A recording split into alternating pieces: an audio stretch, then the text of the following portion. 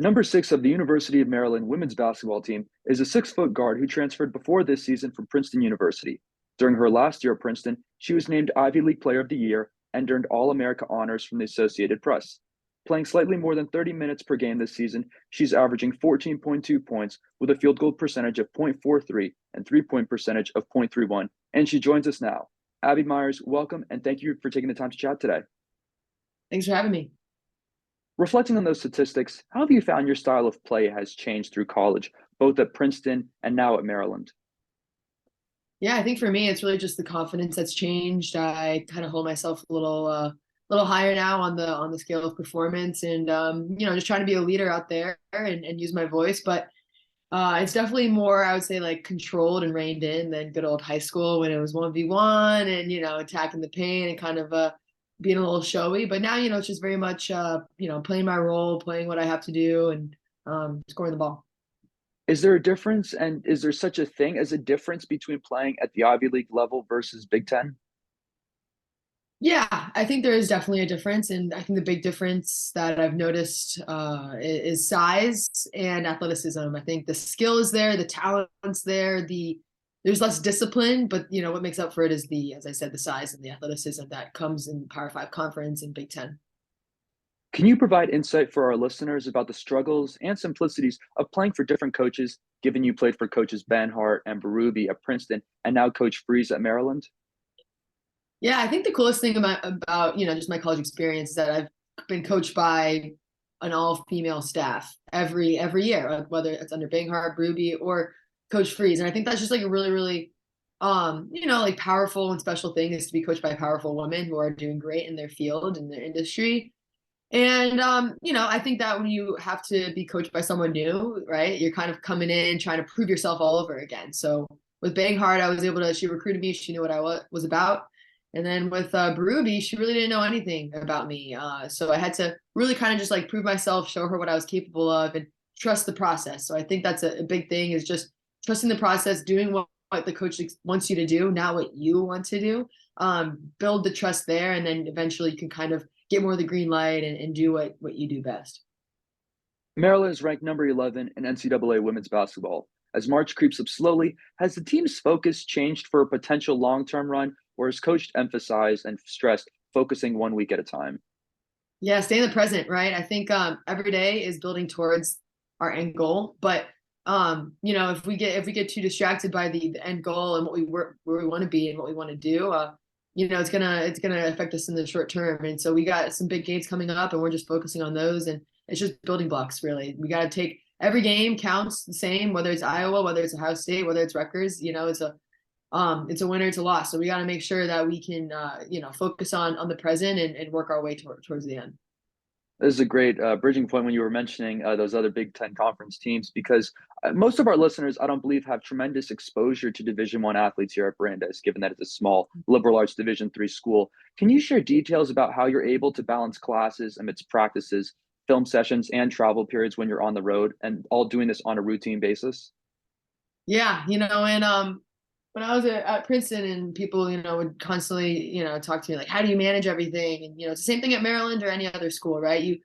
Whether you play a Division I sport or you're part of a musical theater group, it takes time management, it takes organization, motivation, and discipline. And so for me, it's really managing my time the best I can, and coming up with a week-long schedule to see like where can I fit this 1 hour of work in, or maybe I need to like relax and call a friend or something. But you definitely build a routine. I think that's really important for athletes, is starting right when your schedule, when the season starts, when your classes start, is starting that routine early, so that later on when things get busier or something unexpected happens, you're able to kind of make a plan for that. You're pursuing a Master's of Science in Business and Management. What endeavors do you have after Maryland to use this degree?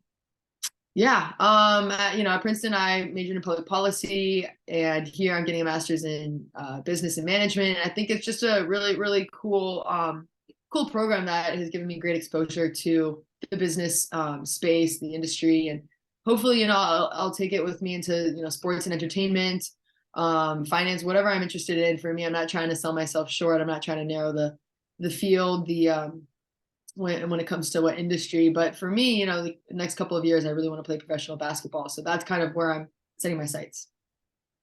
Aside from professional basketball and related to the business side of things, I've had journalists come on, I've had those who are in the business industry, sports business in particular, and they've provided a separate perspective about NIL deals and marketing. But can you comment from a Division One athlete's perspective about the benefits and I guess also the pros and cons of athletes, collegiate athletes now benefiting from their name through image and likeness marketing?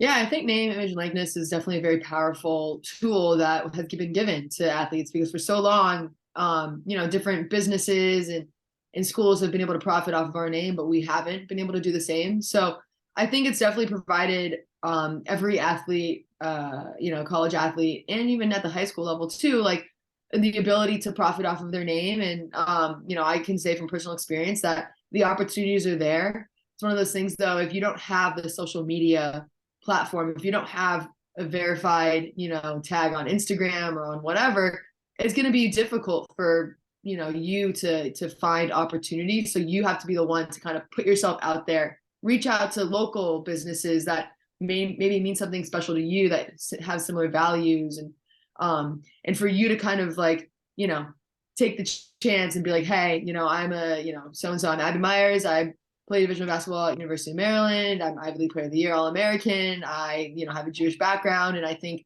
maybe my experience and my tools and values can lend positively to your local business, and I would love to represent you as an ambassador. So it's those things, taking the chance to be rejected or to be accepted and get a deal. But I would say, if you have a big following on social media, businesses are more inclined to reach out to you or accept your interest than, you're a new athlete with just a small following.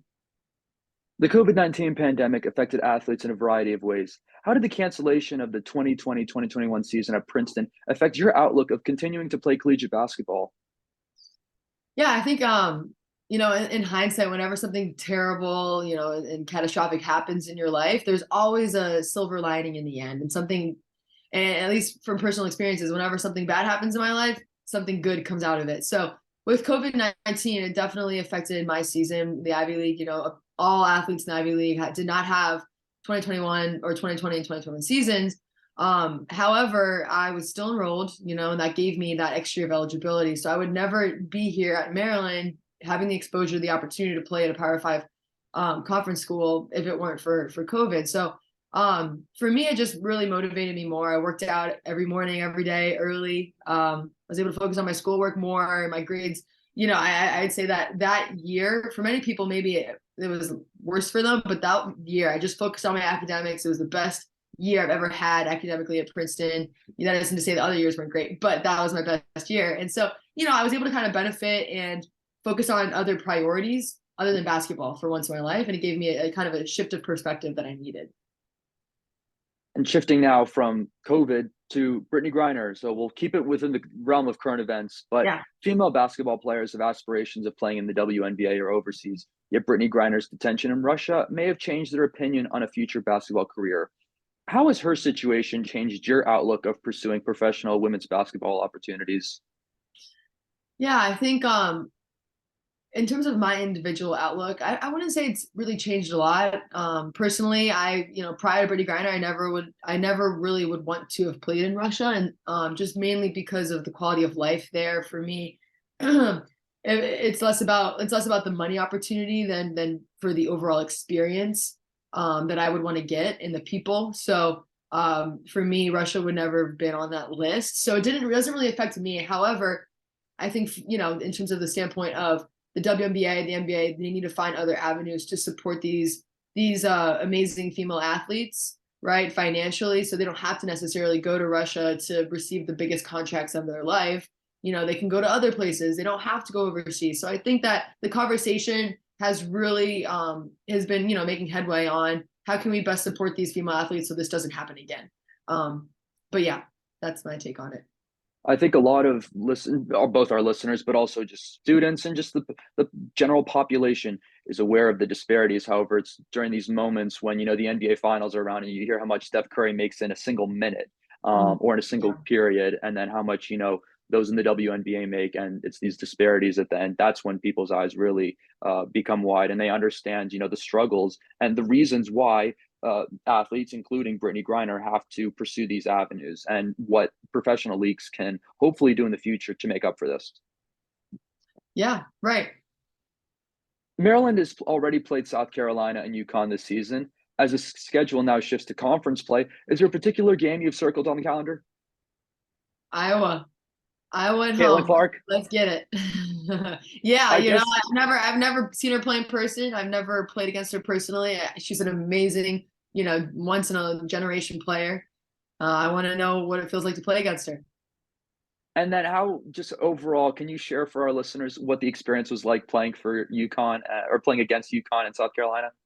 Yeah, I mean the crowds were amazing. We had, over 10,000 people. UConn game we had roughly 13,000, and so it's really just great to have an amazing, accomplished, and just legendary team like UConn come into our building, our home court, and to beat them. But just to have people celebrate just the sport of women's basketball, I think that's huge. And credit to UConn. Everywhere they go, they're going to get a huge crowd, and it's just that professionalism that they kind of exude that we appreciated that day. And it was just cherry on top to be able to beat them, and they're a great team. And I wish them all the best for the rest of the season. Overall, as we talk about women's basketball, both at the collegiate and professional level, what's your outlook, and how do you see women's basketball developing within the next 5 to 10 years? I think there's going to be tremendous growth the next 5 to 10 years. If we look at when, the WNBA started in comparison to the NBA has many years on us, right? So I think that the WNBA is doing the research, is doing the marketing, and people are well aware of the disparities. But I think of what we're looking at when we're looking at the national women's soccer team, what Megan Rapinoe has done alongside Carly Lloyd and so many other amazing soccer players, is we're seeing that same movement, that same impact from Chiney Ogwumike, from Sue Bird, and also many WNBA players. And so I think there's going to be a lot of growth, and I'm just excited to see where it's going to go. Abby Meyers, thank you again for taking the time to join the program today and providing a rare perspective. Best of luck the rest of the season. Thanks, Lily. Appreciate it.